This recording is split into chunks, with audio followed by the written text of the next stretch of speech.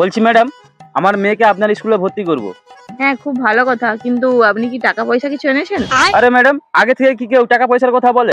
হ্যাঁ, আগেই তো টাকা পয়সার কথা বলে নেওয়া ভালো, না হলে তো সারা বছর ধরে খাতা জমা হবে। ও, তো ক টাকা? বেশি না, 50,000 টাকা করে।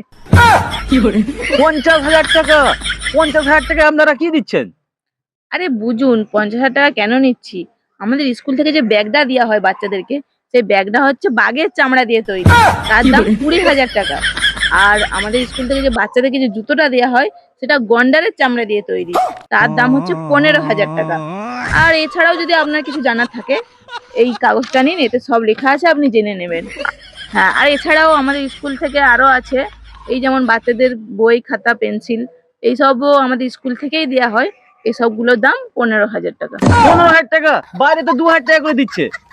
আরে বাবা, আমাদের স্কুলে তো একটা নাম আছে নাকি।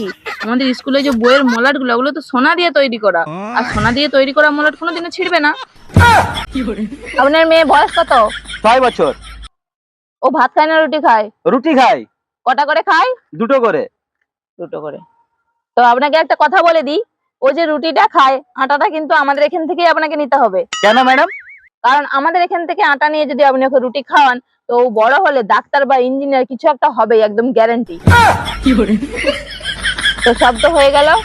আর একটা কথা, আপনি কোনো নেশা টেশা করেন নাকি? না না ম্যাডাম, আমি নেশা ফেশা কিছুই করিনি। কারণ আপনার কিডনির খেয়ালটাও তো আমাদেরকে রাখতে হবে। পরবর্তীকালে আপনি যদি না খরচাটা চালাতে পারেন, আপনার একটা কিডনি খুলে নেওয়া হবে। এই তো। আরে আপনি কোথায় যাচ্ছেন? কিডনি বের করতে। আরে বাইরে কিডনি বের করার কোনো দরকার নেই, আমাদের এখানে সব রকম ব্যবস্থা আছে। একটু বসুন, আমি ডাক্তারবাবুকে এক্ষুনি ফোন করে দিচ্ছি। হ্যালো ডাক্তারবাবু।